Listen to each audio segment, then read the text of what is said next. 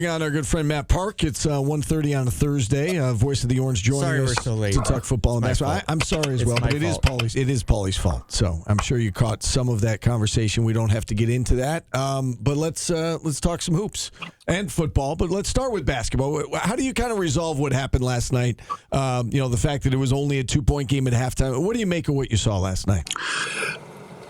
It wasn't super exciting. But I think, just waking up today and thinking back about it, it's a Division II game, doesn't count, experimental. There were certainly some concerning signs, but I think that's why you have those games. It's why you practice. It's why you work on it. The season is a long grind, and you build up.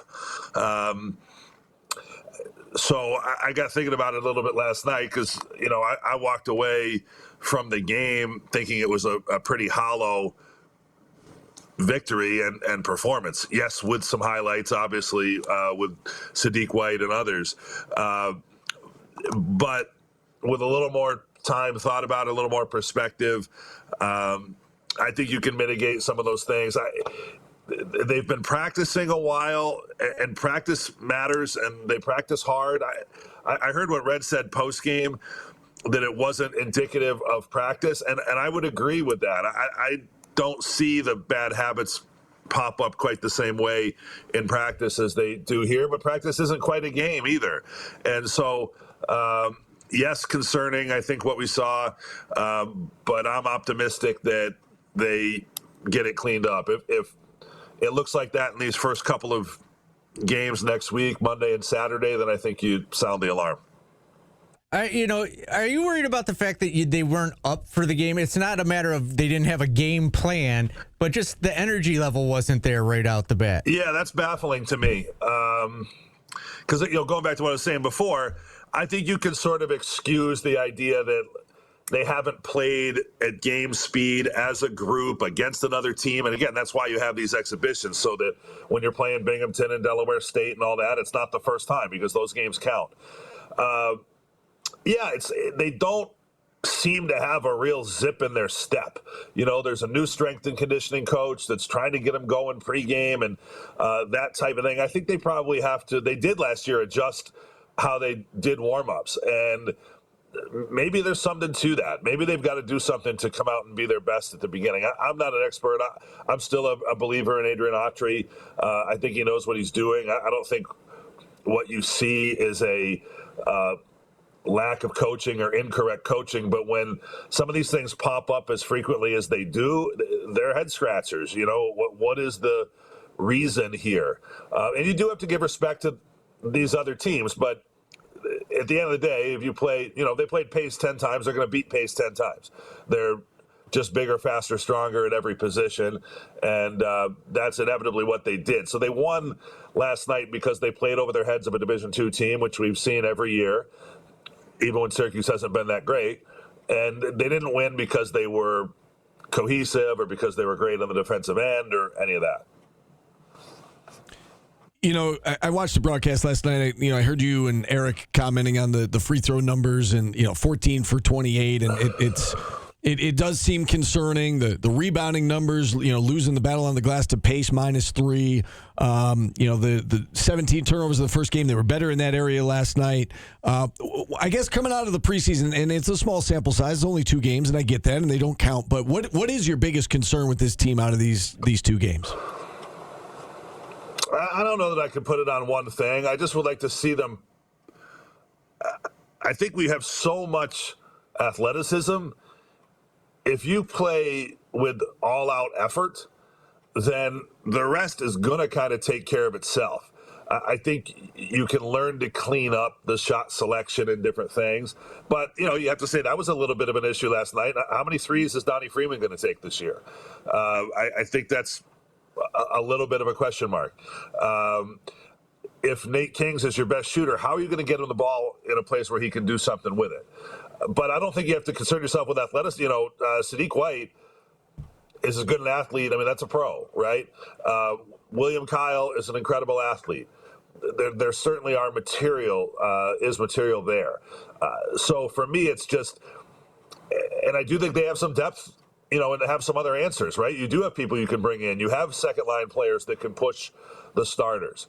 So I think the way Red wants to play is just to go, he says this all the time, it's just you don't always see it on the floor.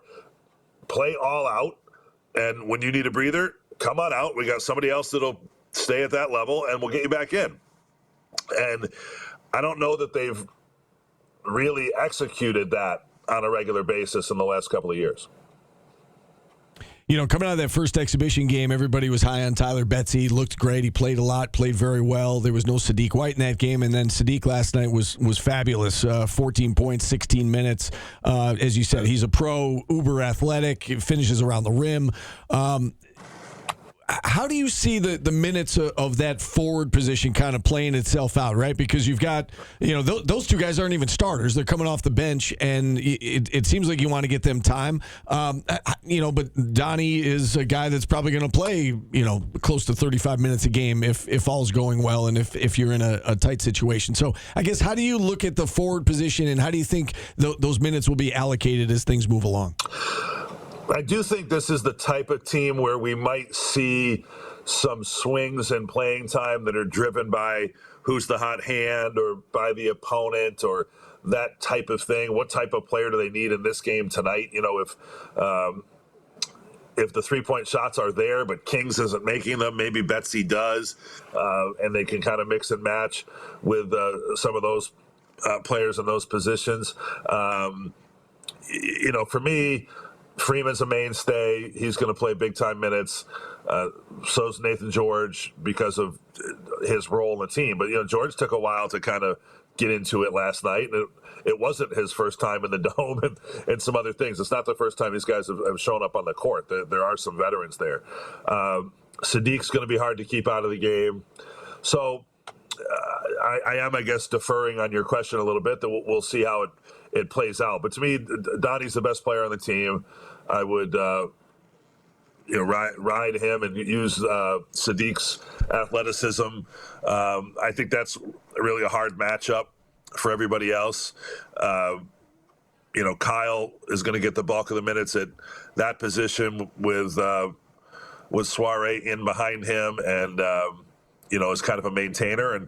And Cayenne, I think, shows certainly a lot of promise, right? I mean, he doesn't look overmatched when he comes on the floor as a freshman or bug-eyed or any of that. So yes, last night was not a tremendous showing. I just think it's a lot of cleanup that's necessary and is possible.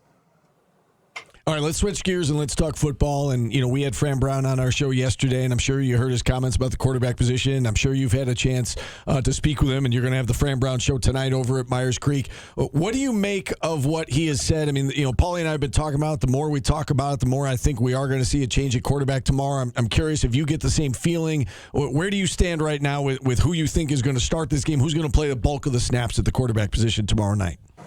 The bulk of the snaps, I don't know that I have a great feel for that. What I do feel like is you're going to see new people. I think that what the coaching staff feels like is, and we know this, right? We're all pumping Jeff Nixon's tires in the first quarter of the season, right?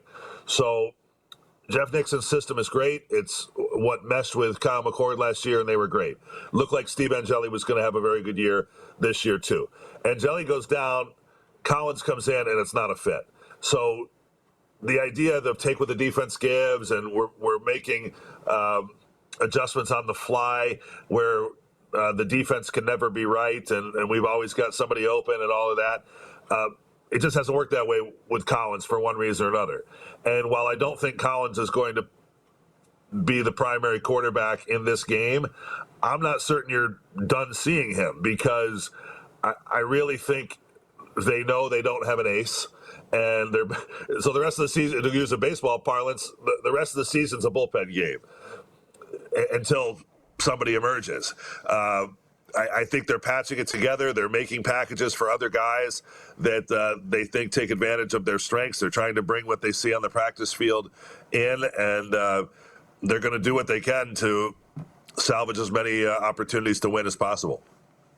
And this seems like an opportunity to win. I mean, both these teams are on 4-game losing streaks. We know the deal with North Carolina. They've played their last 2 opponents very close. Probably should have won at Cal if not for a fumble. Probably should have won, at Virginia, but that game went into overtime and they failed on a 2-point conversion by a couple of feet. And now here they are, on a 4-game losing streak, 2-5 on the season.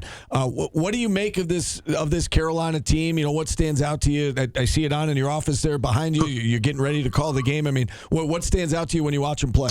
Yeah, I think, for me, from the jump, this game's had a lot of intrigue just because of Bill Belichick. I mean, it's pretty cool. Yeah.